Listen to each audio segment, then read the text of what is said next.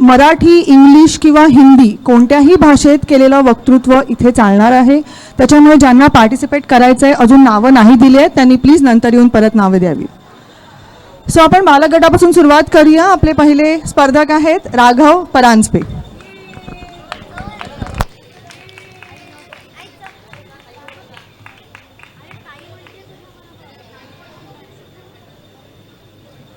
बरं, राघवला थोडा वेळ हवाय, तर आपण पहिली ते दुसरी हा गट सुरू करतोय. पहिली ते दुसरी मधून आहेत. पहिला स्पर्धक Riddhima Telang.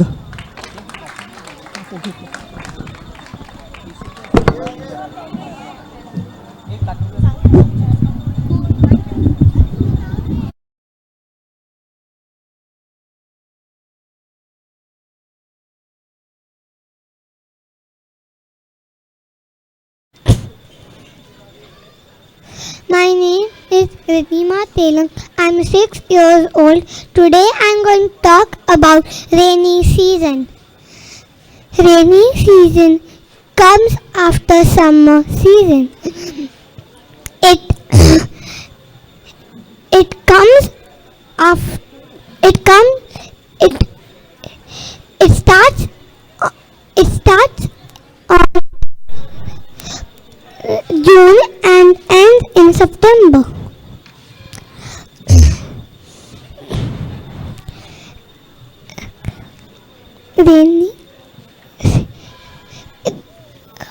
During rainy season, the nature is green and alive.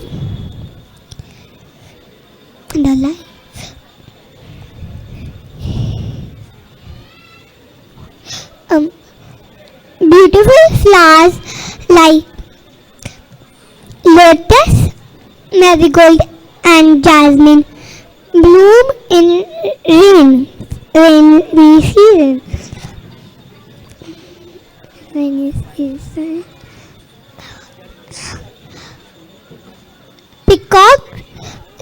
Peacocks dance and spread their feathers when it rains.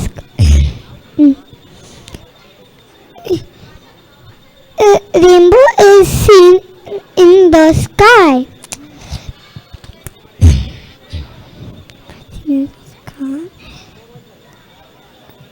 Rivers and lakes are filled with water, which is necessary for our lives.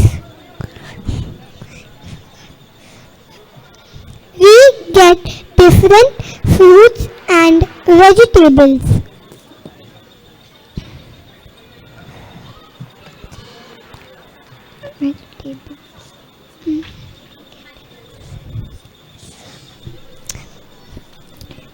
Farmers grow crops in rainy seasons.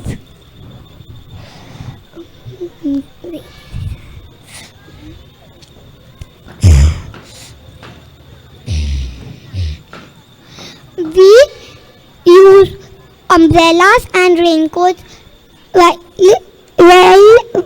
it's raining. Children play with paper boats and they love to jump and dance in the puddles.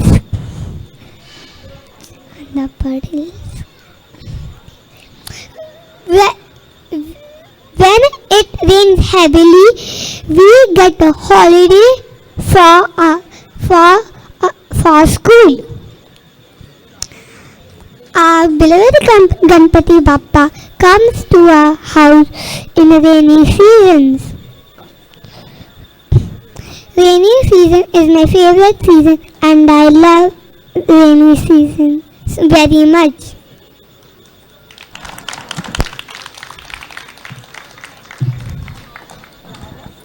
अजून आहे? आम्हाला पण खूप आवडला rainy season. Thank you Riddhima.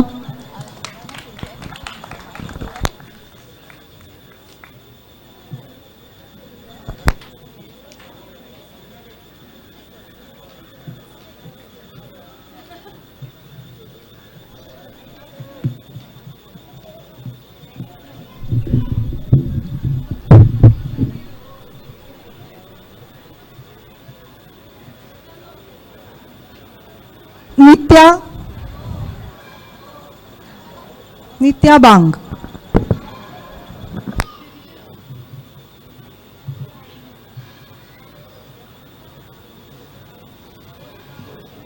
मेरे प्रिय दोस्तों, मेरा नाम है नित्या बंग. आज मैं आपको बोलने वाली हूँ कृष्ण और बकासुर की स्टोरी. कंस ने बकासुर को भेजा था.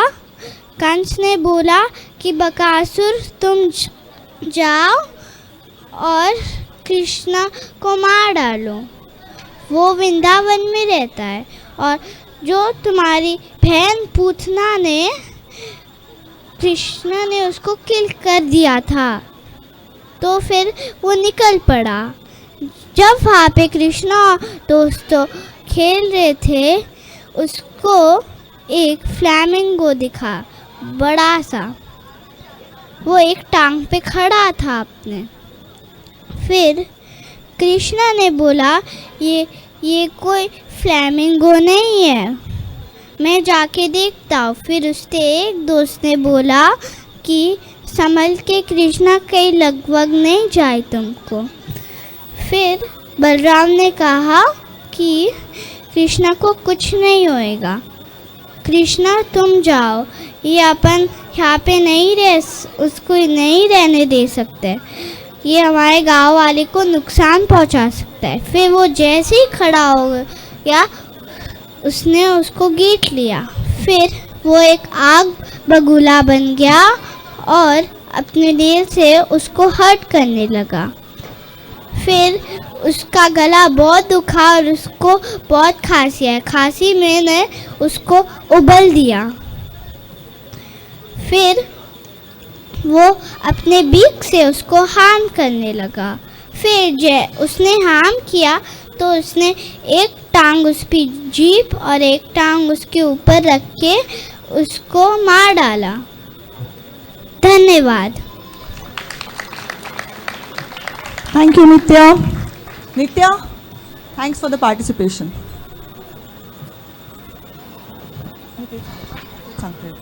बरं, सर्वांना एक विनंती आहे की जेव्हा मुलं इथे येऊन बोलता आहेत तेव्हा प्लीज आपण एकमेकांशी बोलू नये, कारण त्या लहान मुलांना ना त्याने पटकन डिस्टर्ब व्हायला होत आहे. तर जरा आपण त्यांच्याकडे लक्ष देऊया की त्यांना काय सांगायचं आहे. आपले पुढचे स्पर्धक आहेत विवान गोयल. टाळ्या.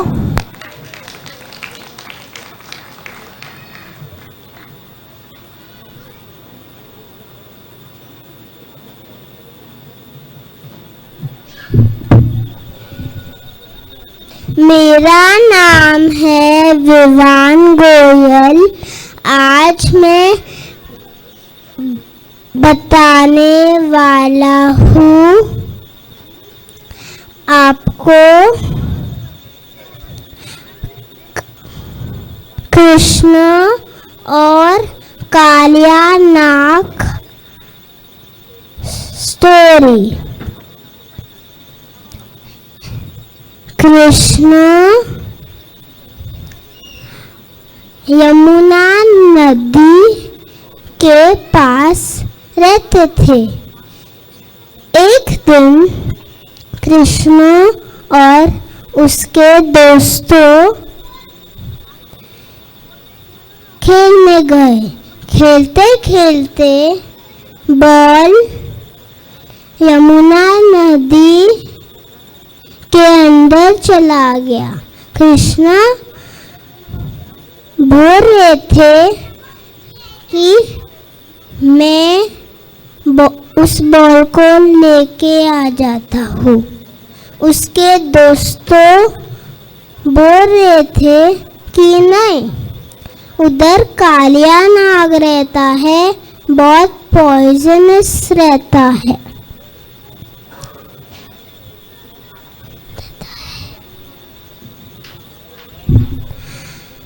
तो कृष्ण बोला था नहीं नहीं, मुझे कुछ नहीं होएगा. फिर जैसे ही वो अंदर गया,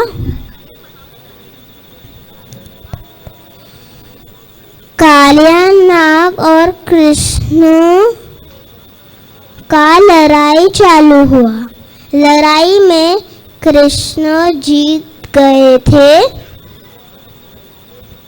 कृष्ण ने कालियानाग को पूछा, तुम जिधर से आए थे वहीं चले जाओ। सब जानवरों को पानी पीना नहीं मिलता है। तो कालियानाग कृष्ण का बात सुन लिए और सब जन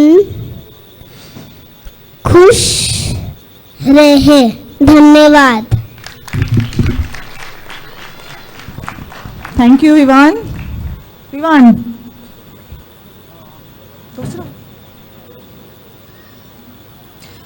आपले पुढचे स्पर्धक आहेत श्लोक ढाके.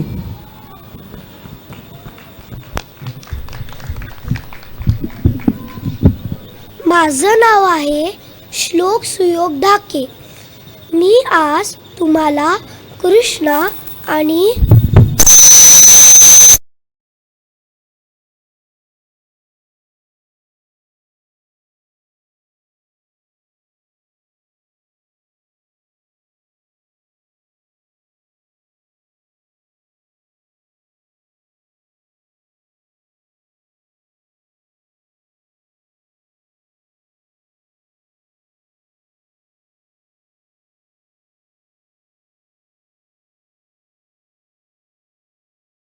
श्लोक सुयोग ढाके. आज मी तुम्हाला कृष्णाची एक छोटीशी कथा सांगणार आहे. मुचुकुंडास मोक्ष प्राप्ती. राक्षसांचा राजा काळयवन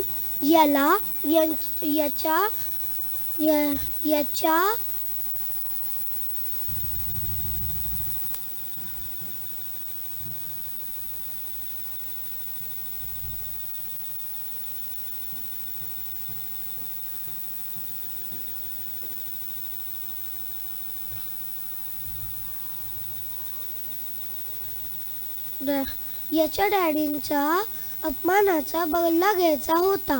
म्हणून त्यांनी जरासंधाबरोबर हात मिळवणी केली आणि मथुरेवर स्वारी करायला निघाला. पण मथुरा नगरी पूर्ण खाली होती. श्रीकृष्ण महाराज युद्ध सोडून पळून गेले म्हणून त्यांना रणछोड म्हणतात. नारद मुनींनी श्रीकृष्णाचं वर्णन उगवता चंद्रासारखं अतिशय सुंदर, निळसर कांती, मानेवर कौस्तुभमणी आणि कमळासारखे छानसे डोळे असे केले होते. हे काळयवनाला आठवले आणि काळयवन भगवान कृष्णचा पाठलाग करू लागला. भगवान कृष्ण पण असे दाखवत होता की तो घाबरला आहे आणि तो पळू लागला. तो खूप लांब पडला आणि इकडे स्वर्गाचा रक्षक राजा मुचुकुंडा देव आणि दानवांच्या युद्धात लढून थकला होता. तो अनेक वर्ष झोपलाच नव्हता. म्हणून त्यांनी जे पण केलेलं त्याच्या बदल्यात त्याला मोक्ष हवं होतं. पण मोक्ष फक्त भगवान कृष्णच देऊ शकत होते. भगवान कृष्ण द्वापार युगात येणार होते आणि ते जेव्हा राजा मुचुकुंड होता तेव्हा कृतयुग चालू होतं. मग त्यांनी देवांना झोपायचं वरदान मागितलं आणि जो कोणी त्याची झोपमोड करेल त्याला बघताच मुचुकुंड त्याला राग करून टाकेल असं वरदान त्यांनी मागितलं. जे वरदान देवांनी त्यांना दिलेलं आणि गुफेत झोपायची एक जागा पण दिली होती. तेव्हा तिकडे श्रीकृष्ण काळयवनाला पळवत पळवत तिकडे घेऊन आले, जिकडे ती गुफा होती ज्याच्यात मुचकुंद राजा झोपला होता. श्रीकृष्ण गुफेत गेला आणि आपलं पितांबर मुचकुंदाच्या अंगावर टाकलं आणि तो स्वतः बाहेर येऊन झाडाच्या मागे लपून गेला. मग काळयवन आला धावत धावत आणि विचार केला की तो जो झोपलाय तो श्रीकृष्ण असेल, म्हणून त्यांनी त्याला लाथ मारली आणि आणि मुचकुंद राजा उठला आणि त्यांनी डोळे उघडले तर काळयवन पूर्ण राख झाला. तेव्हा लगेचच श्रीकृष्ण महाराज झाडाच्या मागून आले आणि मुचकुंद राजाला दर्शन दिलं आणि त्याला मोक्षपदास पाठवले. जय श्रीकृष्ण. धन्यवाद. थँक्यू श्लोक. अच्छा, सर्व मुलांनी ना चॉकलेट्स घेऊन जायचे आहेत. आम्ही कोणाला हाक नाही मारणार. थँक्यू. सो आपला पहिली ते दुसरी हा गट संपलेला आहे. आता आपण तिसरी व चौथी हा सुरू करत आहोत. अजून एक सूचना, निबंध स्पर्धा ही साधारण 7:30 वाजता पहिल्या मजल्यावर सुरू होणार आहे. तिसरी व चौथी गटात पहिली स्पर्धक आहे यशवी स्वार.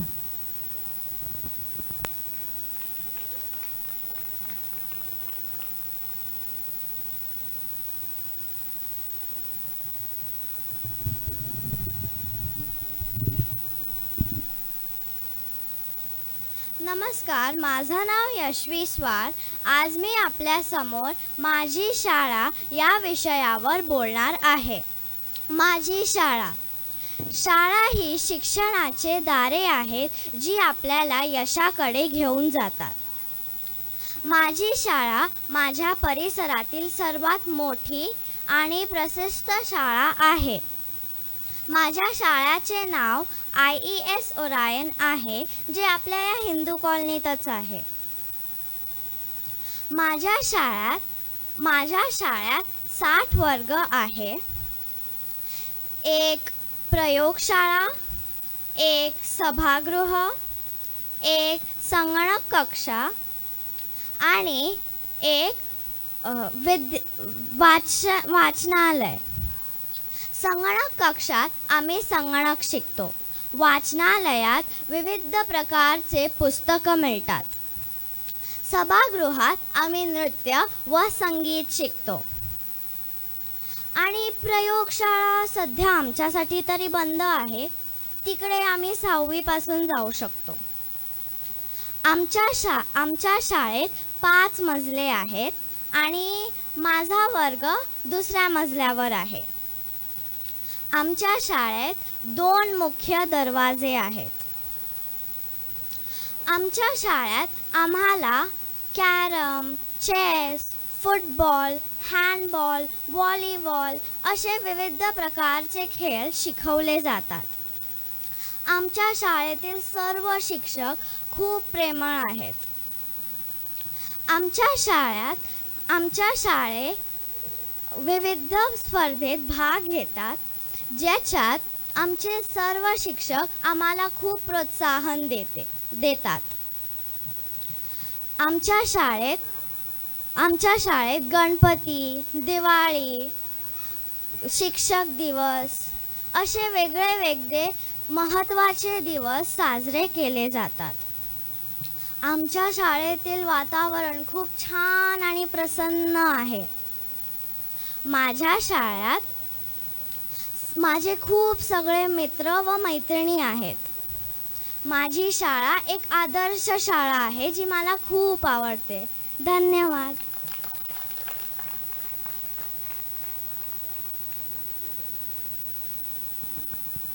थँक्यू यशवी.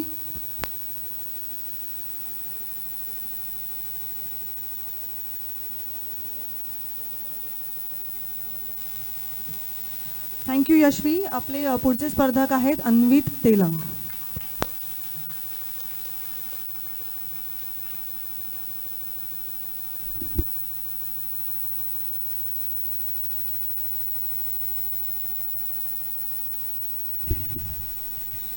एव्हरीवन, मी अन्वी तेलंग आज माझी शाळा या विषयाबद्दल बोलणार आहे. माझ्या शाळेचं नाव शिशुवन आहे. माझी शाळा 1995मध्ये एस्टॅब्लिश झाली आहे. माझ्या शाळेमध्ये महात्मा गांधीची फिलॉसॉफीला बिलीव्ह करतात. माझ्या शाळेमध्ये सगळे मुलं आणि मुलीं एकच युनिफॉर्म घालतात. आमचं युनिफॉर्म आहे येलो कलरचा कुर्ता आणि ग्रीन कलरचा पायजमा. माझं स्कूल माटुंगामध्ये लोकेट होतं. माझ्या स्कूलमध्ये खूप फील्ड ट्रिप्स आणि ॲक्टिव्हिटीज पण असतात. माझे फेवरेट ॲक्टिव्हिटीज आहेत योगा, स्पोर्ट्स आणि जिम्नॅस्टिक्स. मला स्पोर्ट्स खूप जास्त आवडतं कारण ते माझं फिटनेस खूप वाढतं.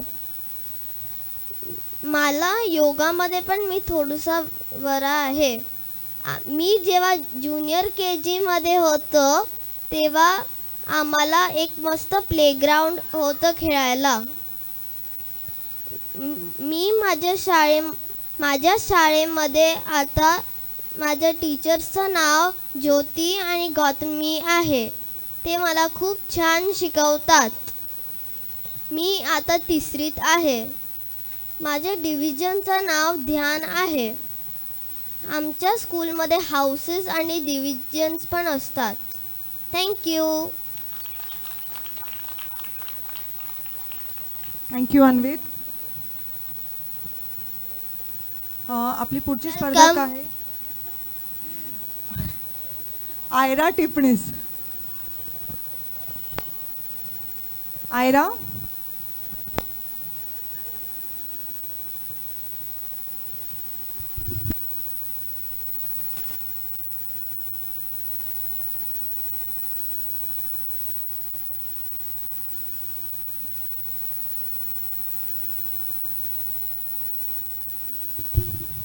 नमस्ते, माझं नाव आयरा टिपनेस आहे. आज मी पावसाच्या गंमत जम्मत बद्दल बोलणार आहे.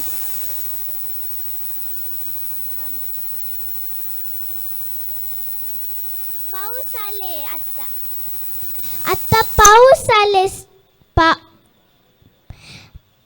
पाऊस झाले झड झड झड, पाऊस आले धड धड धड. केवढा मोठा पाऊस आला रे. पाऊस पाऊस पाऊस आला.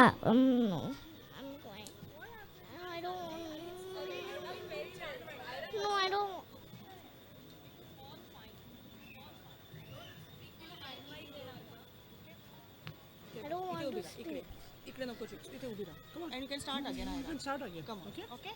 You can start again. Don't नको लावूस माईकला. No, it's okay. Okay? So.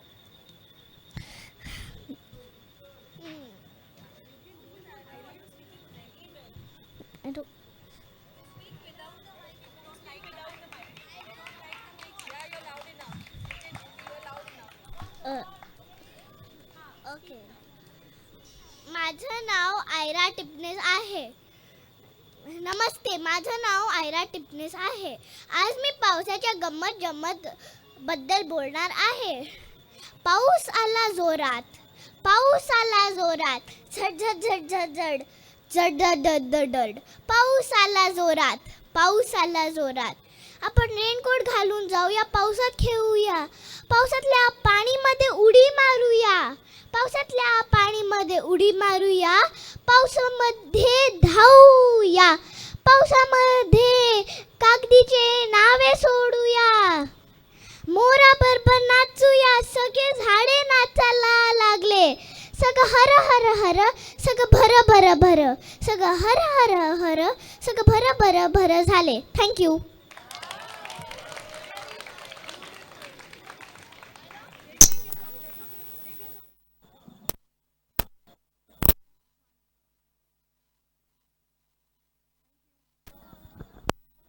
Hello, thanks आयरा. पुढचे स्पर्धक आहेत श्रीहान Khanna.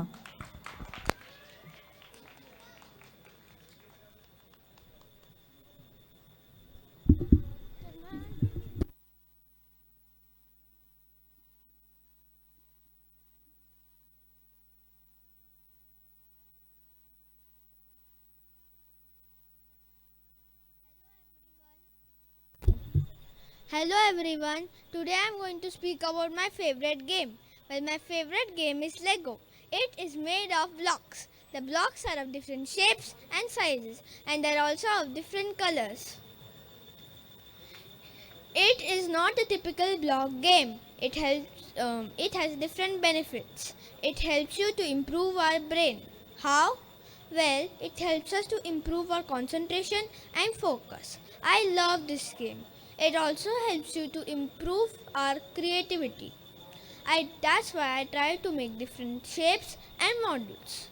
In the lockdown, when I was bored, I would video call my friends and we would get our Lego and play with it. We would exchange our ideas and shapes. Do you know that in offices they give Lego sets to their employees and ask them to make different shapes and models? It helps them to improve their concentration and decision making. But do you know the best part? It also helps old people to improve their concentration and to improve their motor skills. The word Lego means play well, but I not only play well, but I enjoy playing it. Thank you. Thank you श्रीहान.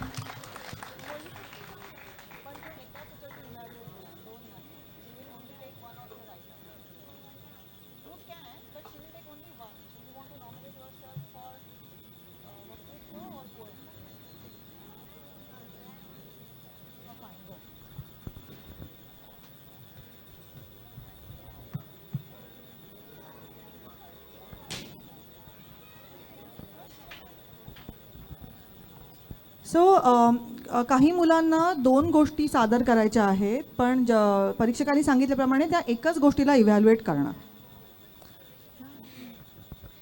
नमस्कार. आज मी एक Hindi poem those who want to say 2 things, ज्यांना 2 गोष्टी म्हणायच्या त्या मुलांनी सांगायचं की मी कुठलं इव्हॅल्युएट करू आधीच सांगायचं, हे की पुढचं. Okay, so I will not choose it. Okay, so there will be a comparison for choosing then. They should tell me what I should evaluate. First one or the second one. You can say both, but tell me now.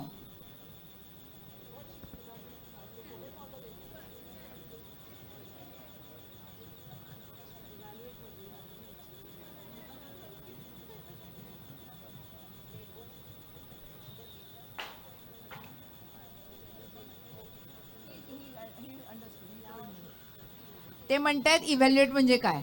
Okay, so evaluate means mark मी कशाला देऊ.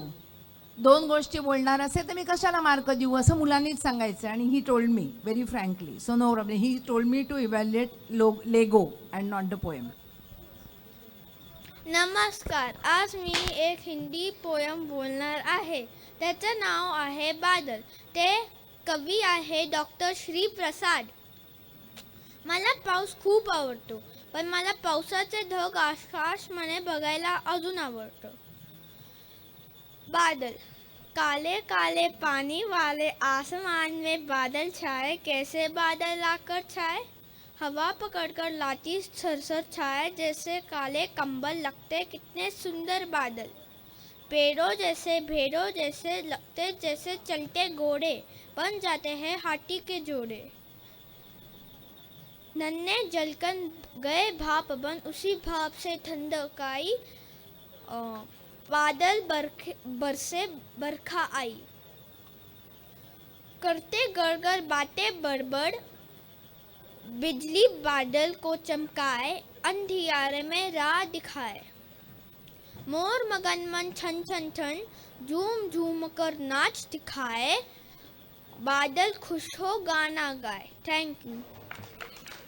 Thank you श्रीहान.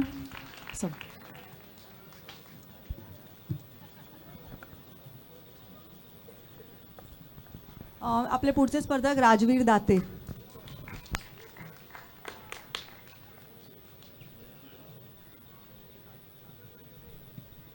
माझं नाव आहे राजवीर दाते आणि आज मी एक कविता प्रस्तुत करणार आहे.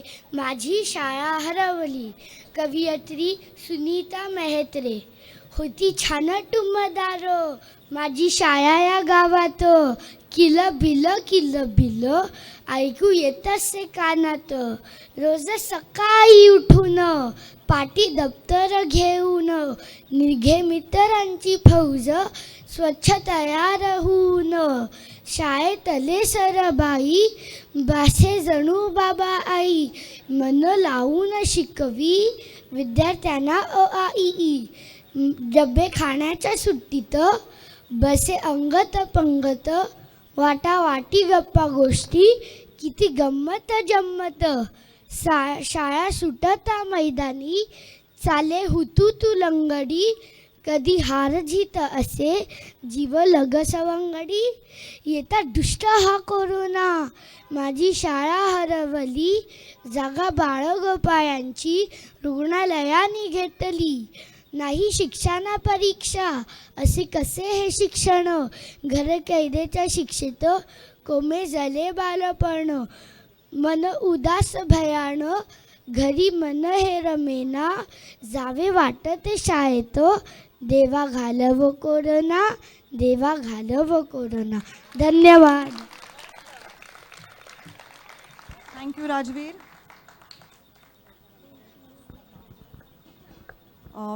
आद्य warrior.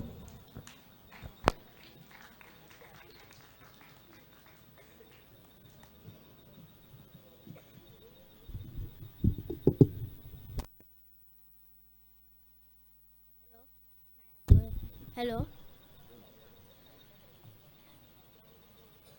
My name is Adya Warrior. Today I am going to tell my favorite game. There are many outdoor games. Playing outdoor games keep us fit and healthy. There are many popular outdoor games. Out of them, football is my favorite. There are 11 players on each side, a referee and 2 linemen.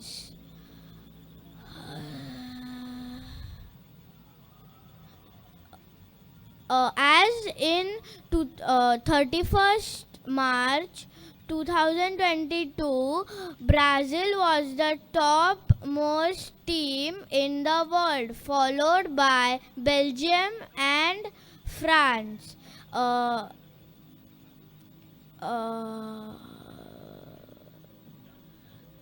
Real Madrid was the topmost club in the world. Football is the second most popular game in India. Kolkata has many big stadiums, but Salt Sea Stadium is the biggest. I play football in my school. I am a part of the team. My favorite players are Maradona and Cristiano Ronaldo. I like football because it is an exciting game. Thank you. Thank you आद्य. हे माझ्यासाठी ना. आपल्या पुढच्या स्पर्धक आहेत इरा भिडे.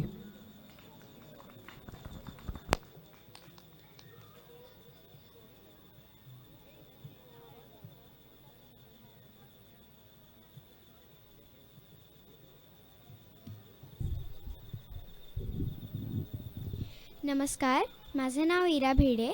आज मी माझ्या शाळेबद्दल बोलणार आहे. माझ्या शाळेचं नाव आहे शिशुवन.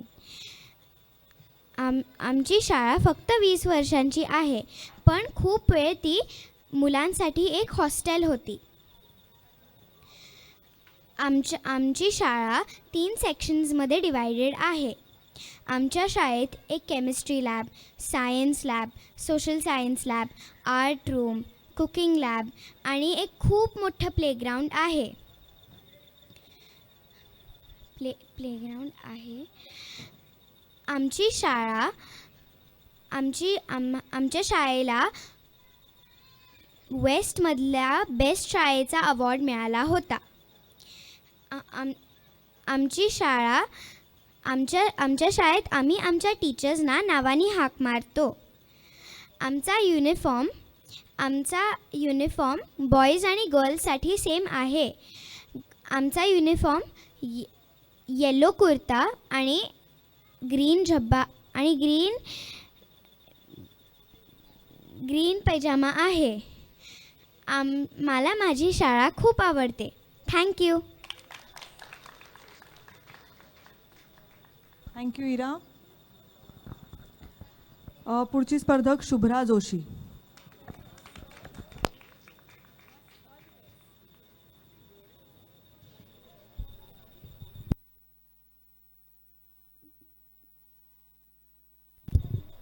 नमस्कार, माझं नाव शुभ्रा जोशी आहे. मी पावसातल्या गमती जमती या विषयावर बोलणार आहे.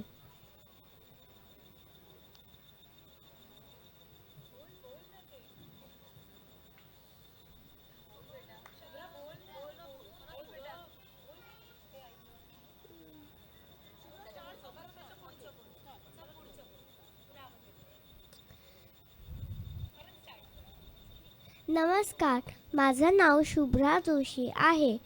मी पावसातल्या गमती जमती या विषयावर बोलणार आहे.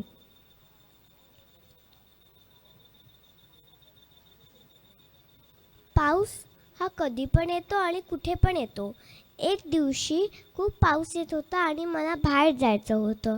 मी छत्री घेतली आणि खाली गेल्या गेल्या पाऊसच थांबून गेला.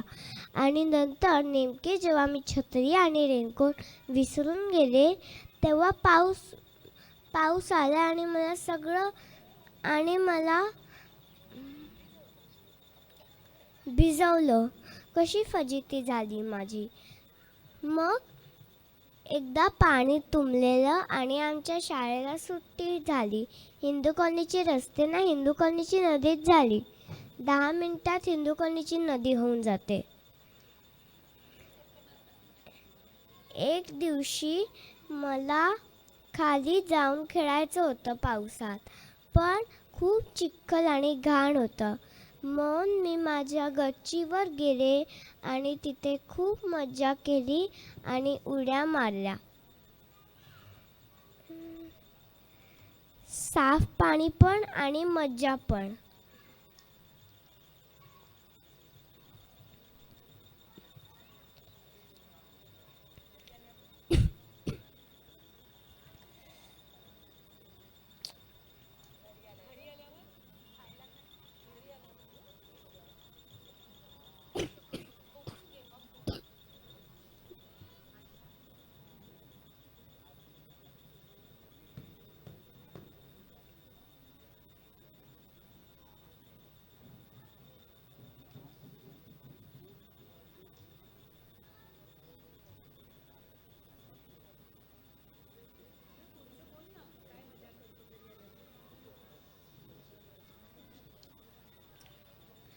पावसात आम्ही मका आणि कांदा भजी खातो.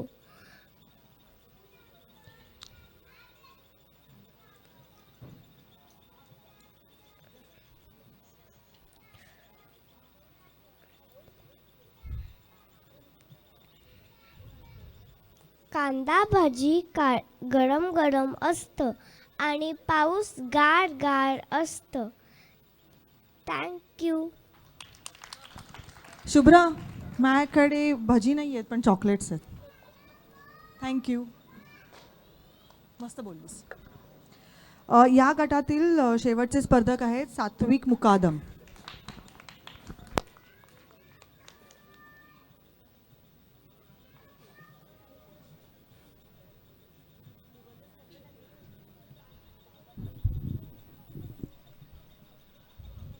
नमस्कार सन्माननीय परीक्षक व इतर प्रेक्षक गण हो. मी सात्विक मुकादम IES ओरायन स्कूलच्या 4थी कक्षामध्ये शिकतो. आज मी आपणासमोर माझा आवडता खेळ याविषयी बोलणार आहे. माझा आवडता खेळ बॅडमिंटन आहे. बॅडमिंटन हा अतिशय जलद गतीने खेळला जातो. हा खेळ शटलकॉक आणि रॅकेटने खेळला जातो.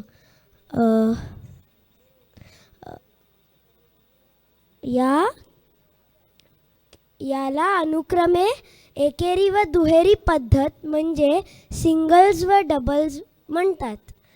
रोज 1 किंवा 2 गेम खेळल्यावर खूप चांगला व्यायाम होतो आणि खेळाडूची चांगली दमछाक होते. मी सुरुवातीला माटुंगा रेल्वे कॉलनीमध्ये बॅडमिंटन खेळायला जायचो. सध्या मी ह्याच भगिनी समाजामध्ये कुवाडे अकॅडमीमध्ये आठवड्यातून 2 दिवस बॅडमिंटन खेळायला जातो. मी बॅडमिंटन हा माझा आवडता खेळ मानतो. याला काही कारणेही आहेत. तसं क्रिकेट आणि फुटबॉलही माझे आवडते खेळ आहेत, पण त्या खेळांसाठी जास्त मुलं लागतात. ते क्रिकेटचा टॉस होईपर्यंत वेळच चालली जाते. बॅडमिंटन कसं कमीतल्या कमी 2 जणांमध्ये खेळू शकतो. मागच्या 2 वर्ष आपण फार विचित्र परिस्थितीने मधून आलो आहोत. कोविड, लॉकडाऊन आणि ऑनलाईन शाळा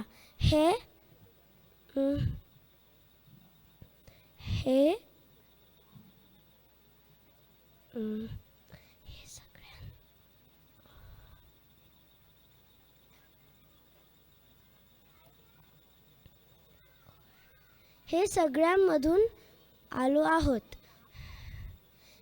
या परिस्थितीने अनलॉकडाऊनमध्ये मला सर्वात सुरक्षित खेळ बॅडमिंटनच वाटला. 2 लोकांनी खेळला आणि सोशल डिस्टन्सिंगने खेळला जाणारा हा खेळ मला शिकायला हा योग्य वेळ वाटला. एवढे बोलून मी माझं आवडत्या खेळ या विषयावरील माझे मनोगत संपवतो. धन्यवाद. गणपती बाप्पा मोरया. थँक्यू सात्विक. आपण आता 4थी व 5वी व 6वी या गटाला सुरुवात करत आहोत. सई परांजपे.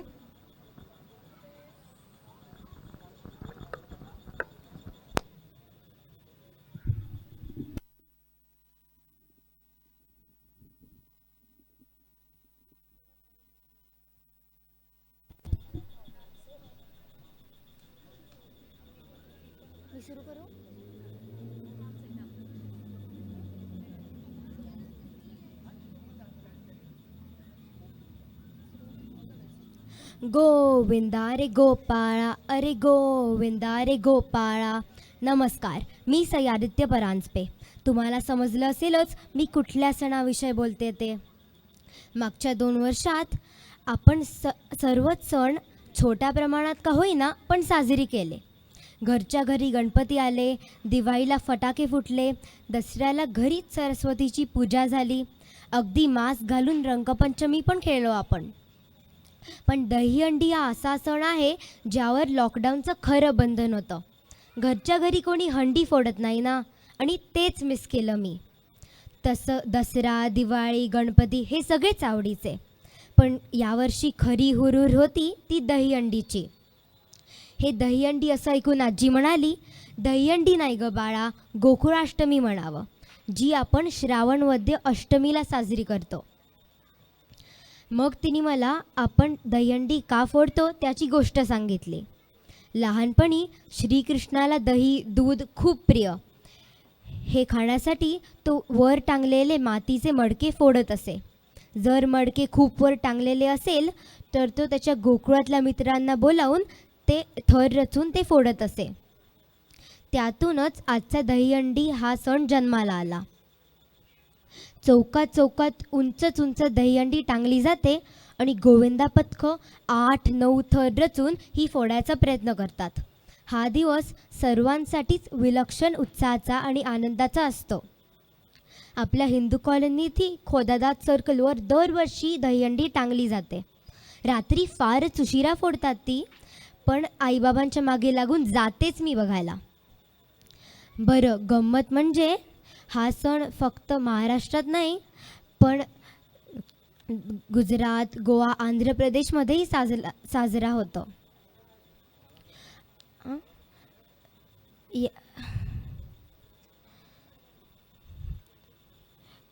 पण आता ही झाली मुंबई पुण्याची दहीहंडी.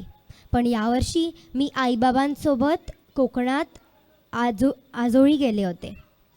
तिथे साजरी होणारी दहीहंडी गोकुळाष्टमी फारच वेगळी असते. रात्री पूर्ण गाव एका घरी जमतं कृष्णाच्या आरतीसाठी. आरती झाल्यावर सने ताशाच्या साथीने गाणी गाऊन फेर धरले जातात. मग हंडी फोडली जाते. पण ही हंडी फार उंच नसते बरं का, फार तर 2 थरांची, आणि घरचीच मुलंही फोडतात.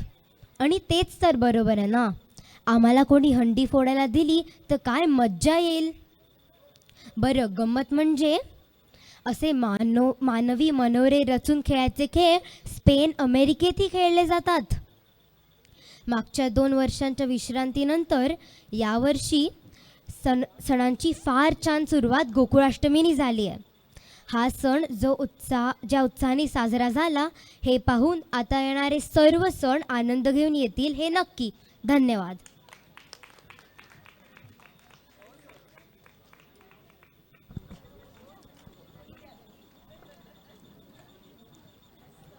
थँक्यू साई. आपले पुढचे स्पर्धक आहेत Aarush Usgaonkar. All the best.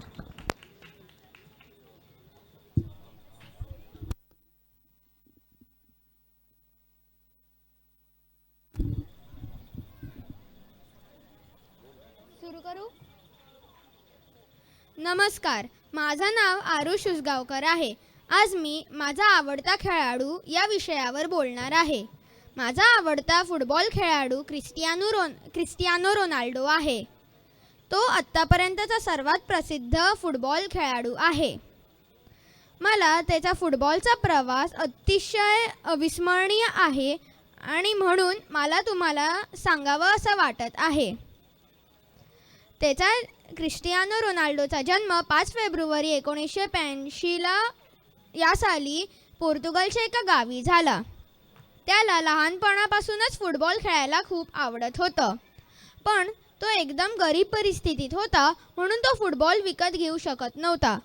म्हणून या खेळाच्या प्रेमापोटी तो कुठली पण गोल वस्तू त्याच त्याला फुटबॉल मानून खेळत होता. नंतर शाळेतसुद्धा तो अतिशय उत्तम फुटबॉल खेळत होता. एके दिवशी शाळेत इंटर स्कूल फुटबॉल स्पर्धेसाठी खेळाडूंची निवड सुरू असताना एका प्रशिक्षकाने त्याला बोलावून विचारले की तू आमच्या क्लबमध्ये येऊन शिकशील का. तर हे ऐकून रोनाल्डो म्हणाला की माझ्याकडे इतके पैसे नाही आहेत की मी खेळण्यासाठी फी भरू शकीन. हे ऐकून प्रशिक्षक म्हणाले की मी तुझा खेळ 2 महिने बघीन. जर तू उत्तम खेळलास तर मी तुझी फी कमी करीन. असं ऐकताच रोनाल्डोचे शिक्षण सुरू झाले. तो त्या क्लबमध्ये 2 वर्ष शिकला. नंतर लिव्हरपूल या प्रसिद्ध क्लबसाठी खेळाडूंची निवड सुरू असताना रोनाल्डोने 2 तासात 45 गोल केले आणि त्याने निवड पक्की केली. नंतर तो लिव्हरपूलसाठी खेळू लागला. नंतर जेव्हा तो 15 वर्षांचा झाला त्याच्यासोबत एक गंभीर परिस्थिती आली. त्याला छातीत दुखण्याचा त्रास सुरू झाला. तेव्हा डॉक्टरांनी तपासून सांगितले की हे सगळं थांबवण्यासाठी त्याच्याकडे 2च पर्याय आहेत.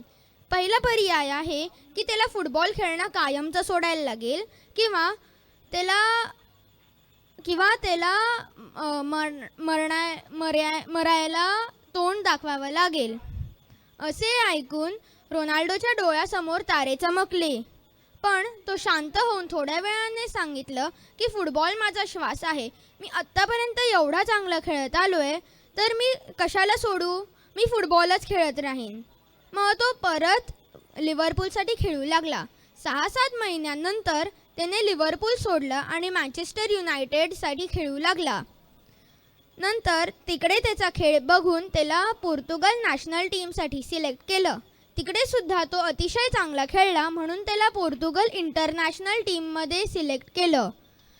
आणि आत्तापर्यंत रोनाल्डो हा एकच युरोपियन खेळाडू आहे ज्याच्याकडे 5 champion trophy, 1 FIFA world cup आणि 2 गोल्डन बूट आहे. आणि मला रोनाल्डोचा हा प्रवास आणि त्याचा खेळ खूप आवडतो, म्हणून रोनाल्डो माझा सर्वात आवडता खेळाडू आहे. धन्यवाद. थँक्यू आरुष. आपली पुढची स्पर्धक आहे ध्रुवी तावडे. ध्रुवी,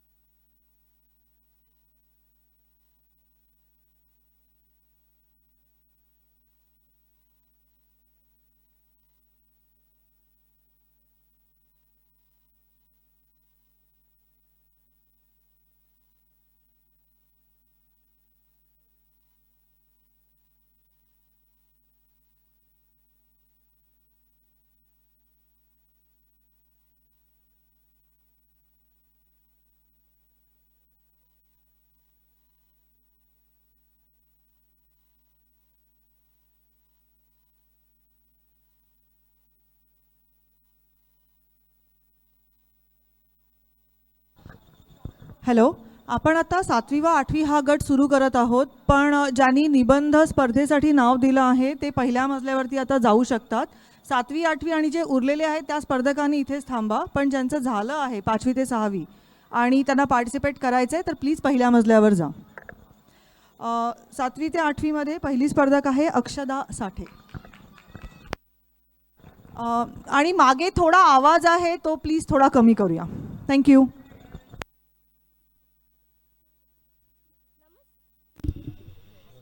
नमस्कार मंडळी. आज वक्तृत्व स्पर्धा आहे म्हणून जरा 15 मिनटं लवकर आली. कुठून? बास्केटबॉल प्रॅक्टिसमधनं. आमचे सर आम्हाला किती पळवतात, किती उड्या मारायला लावतात.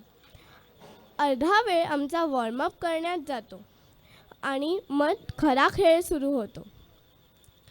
यंदाच्या वर्षी घरातल्यांनी मला सक्त ताकीद दिली होती की एखादा मैदानी खेळ खेळायचाच. बास्केटबॉल चूज केला कारण बास्केटबॉलनी उंची वाढते. बास्केटबॉलमध्ये उंच उड्या मारणे महत्त्वाचे असतात. मी त्यांना खूप समजवले की मला बुद्धिबळ, कॅरम हे खेळ खूप आवडतात आणि मी ते खूप खेळते सुद्धा. पण कोण माझं ऐकेल? कोणीही ऐकलं नाही. त्याच दिवशी माझी ताई माझ्याकडे राहायला आली होती. आम्ही दोघी टी व्ही बघत होतो. टी व्हीवर चक दे इंडिया हा सिनेमा लागला होता. सिनेमा बघता बघता माझी ताई म्हणाली की त्यांच्यामधली टीम स्पिरिट कशी तयार होते आणि त्याला संघाला किती उपयोगी पडतात. आपली आपली स्पेशालिटी आपण संघाला उपयोगी पडू शकते. ते आम्ही गप्पा मारत होतो तेव्हा तिने मला असं सांगितले की मैदानी खेळ खेळताना आपलं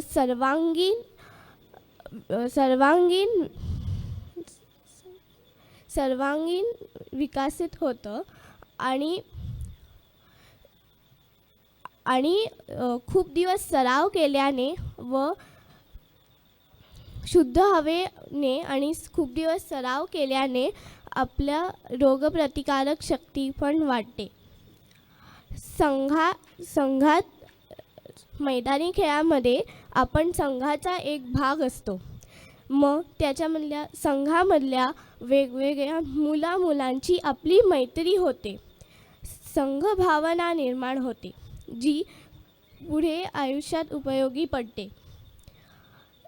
हे असं तिने मला असं सांगितलं आणि मला मैदानी खेळांबद्दल खूप काय काय जाणवू लागलं. तेवढ्यातच ती म्हणाली की हे मैदानी खेळ जरा खेळताना सावध असायला लागतं. कधी रन काढताना किंवा कॅच पकडताना पाय घसरून पायाला दुखापत होऊ शकते, तर कधी बॅकहँड शॉट मारताना हाताला दुखापत होऊ शकते.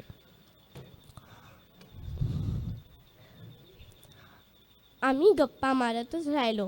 गप्पांच्या नादात मला आईची हाक ऐकू आली नाही. चेस क्लासची वेळ झाली होती. मी लगेच माझ्या खोलीत जाऊन AC ऑन केला आणि जॉईन करले. किती इझी आहे, नो व्यायाम. मग क्लास संपल्यानंतर माझ्या ताईने मला बैठ्या खेळांबद्दल काही गोष्टी सांगितल्या. बैठे खेळ आपली एकाग्रता वाढवतात. चेस किंवा बुद्धिबळ खेळताना आपण मोजक्याच हालचाली करून विजय मिळवू शकतो. आणि कॅरममध्ये एकाग्रता महत्त्वाची असते. बैठे खेळ आपली बौद्धिक पातळी उंचवतात. म्हणूनच मला लॉकडाऊनचे दिवस आठवतात. मे महिन्यात माळ्याहून खाली येणारा कॅरम बोर्ड एप्रिलमध्येच हजर होता. मी, आजी, आजोबा, आई, बाबा मिळून दुपारी तास कॅरम खेळत होतो. म्हणून मी म्हणते, खेळ कुठचेही असो, मैदानी की बैठी, पण खेळ खेळणं महत्त्वाचे असते. थँक्यू. थँक्यू अक्षदा. आपले पुढचे स्पर्धक आहेत अद्वैत भागवत.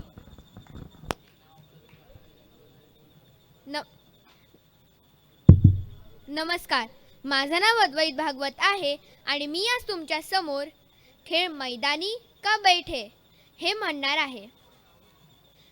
मी आणि माझे मित्र एकत्र येऊन सर्व प्रकारांचे खेळ खेळतो, मैदानी आणि बैठे. काही जणांना मैदानी खेळ आवडतात तर काही जणांना बैठे खेळ आवडतात. मला तर दोन्ही प्रकारांचे खेळ खूप आवडतात.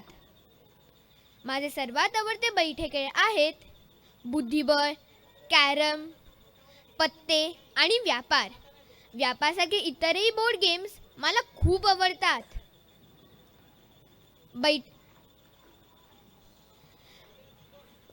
बुद्धिबळ सारखा बैठ्या खेळात डोकं चालवायला लागतं.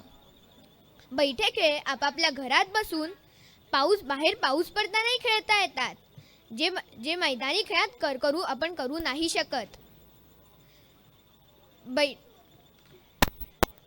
बैठ्या खेळात शक्तीचा कमी पण बुद्धीचा जास्त वापर केला जातो. रोहित शर्मा, सचिन तेंडुलकर, विराट कोहली हे माझे सर्वात आवडते क्रिकेट खेळाडू आहेत. PV सिंधू आणि सायना नेहवाल बॅडमिंटन खेळतात. माझे हे दोन्ही मैदानी खेळ क्रिकेट आणि बॅडमिंटन खूप आवडते आहेत. मी आणि माझे मित्र हे दोन्ही गेम्स खूप आवडीने खेळतो. मैदानी खेळांनी आपली शरीराची क्षमता वाढते. शक्तीचा जास्त वापर होतो म्हणून खूप दमायला होतं. ह्या दोन्ही प्रकारांच्या खेळांमध्ये मैदानी आणि बैठे ह्याच्यामधला कुठचा प्रकार चांगला आहे हे ठरवणं खूप कठीण आहे. हे दोन्ही प्रकार हे सर्व प्रकारांचे खेळ आपल्याला हरणं आणि जिंकणं स्वीकारायला शिकवतात. मला दोन्ही प्रकारांचे खेळ खूप आवडतात आणि मला असं वाटतं की सर्व मुलांनी दोन्ही प्रकारांचे खेळ बैठे आणि मैदानी खेळायला हवेत. धन्यवाद. थँक्यू अद्वैत. सोहम जोशी.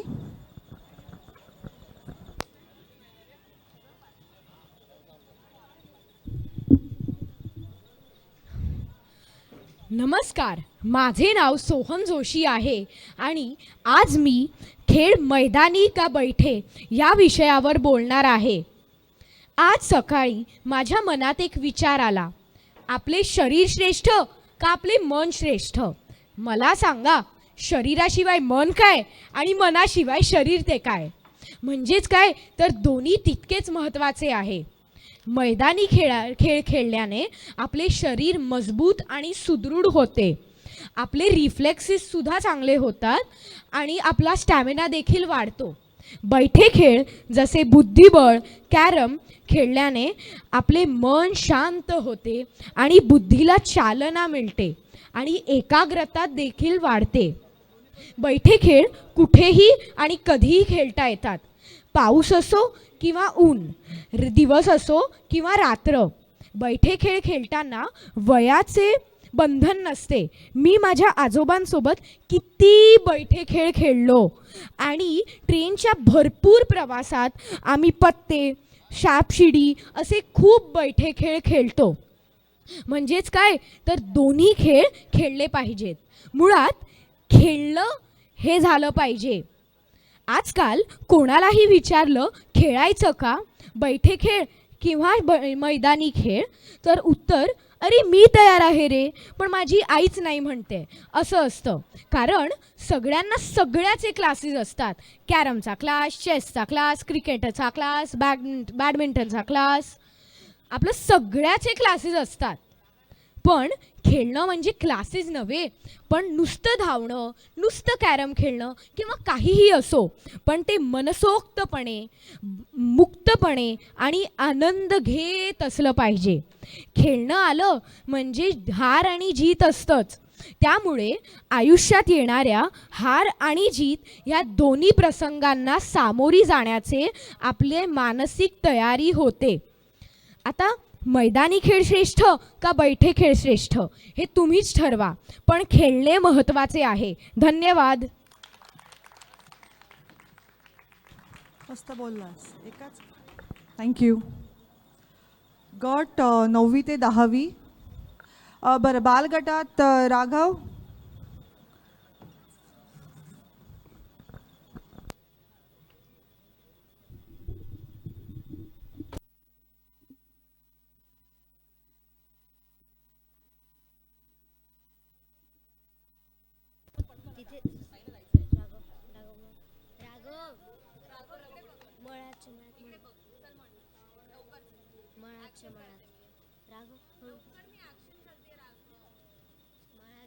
राघव सुरू कर. जजच्या समोर म्हणायचं, माईकवर नाही म्हणायचं. राघव तुला मोठी गाडी मिळणार आहे माहिती. चल 1 2 3 स्टार्ट. प्लीज राघव. राघव म्हण ना, ॲटलीस्ट म्हण राघव. कोणी बघत नाही म्हण.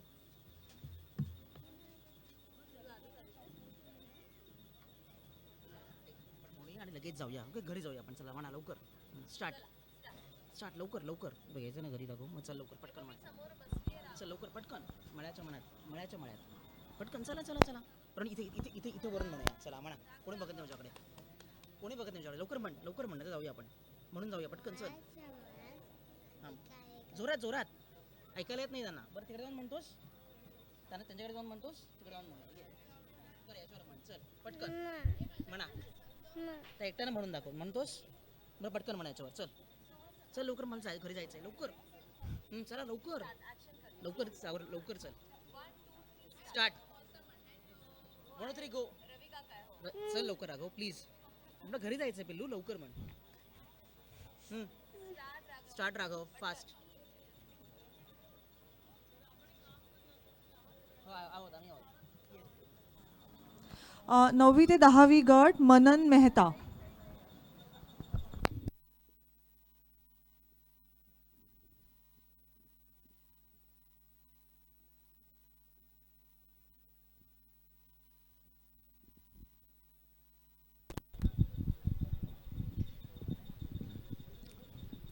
Good evening, respected judges and my dear friends. Today I am going to speak about the topic, should we have exams or no? What comes in our mind when we first hear the word exam? The first thing that comes across my head is I have to get good marks. For this I have to study more, understand all the concepts, and if I don't understand some, simply blindly learn it. This is one of the main reasons I think exams should not be there. The first thing exams does to us is pressurizing. All the people we meet gives us some pressure. That is the time we think about the result. That demoralizes a student and also affects the knowledge which he has previously had. I have always been wondering that how can an examiner test a student's knowledge by checking a few answers for a few question sets. He doesn't know what are the problems which we are facing, what conditions are we writing the paper, and mainly, are our concepts clear? Most of the students forget what they have learned after the exam is over. This proves that exam students learn for marks and not for knowledge. What is the news of studying so hard, sleeping less, and mainly enjoying less if we are not going to remember that for a long time and not practically apply it in our near future? Due to exams, our elders also teach us this tricks to score better.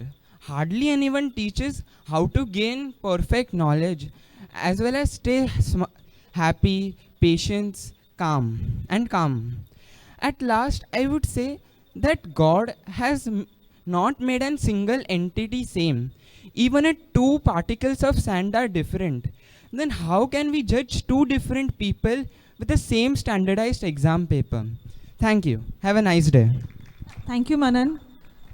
I wish you can be a principal or somewhere on the board so you can cancel all the exams for everyone. So now we have next got 11th and 12th, Sahil Shinde. All the best.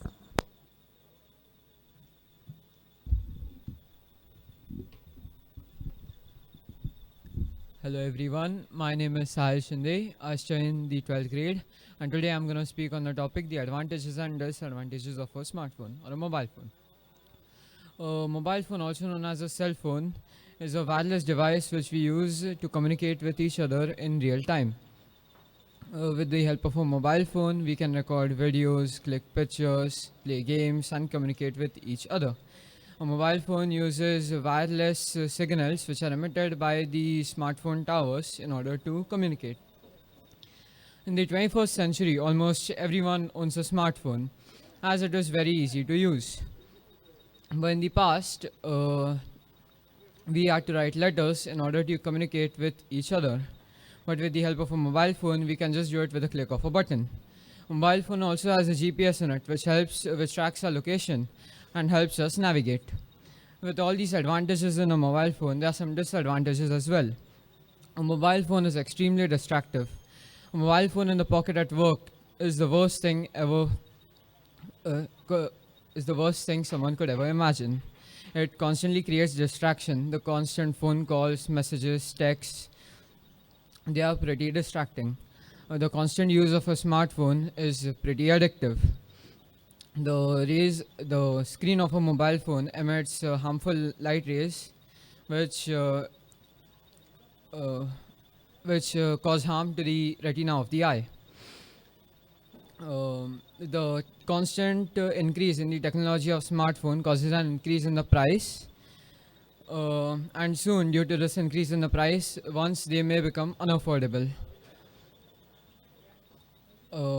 With all these advantages, if a mobile phone is wisely used, it's very helpful, but if misused, it causes a great disadvantage. Thank you. Thank you Sahil. Mobile देतोयस ना तुझा आता दे.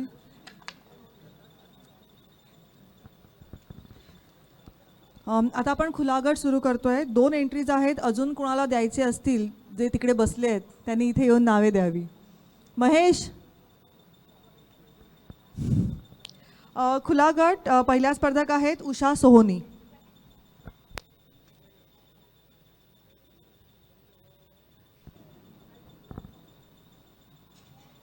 नाही आहेत.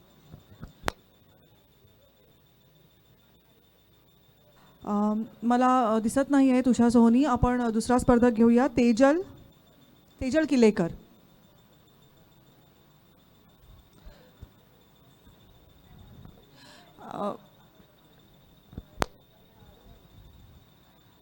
I think दोन्ही स्पर्धक किंवा एक तरी त्याच्यात निबंध स्पर्धेसाठी गेलेला आहे. तर आपण आपली आजची स्पर्धा संपवलो आहे. राघव, शेवटचा अटेम्प्ट. हा फुल बॉक्स आहे तुझ्यासाठी आता. आमने सामने रविवार दिनांक 4 सप्टेंबर 2022 रात्री ठीक 9 वाजता मराठी नाटक संध्या छाया. सोमवार दिनांक 5 सप्टेंबर 2022 रात्री ठीक 9 वाजता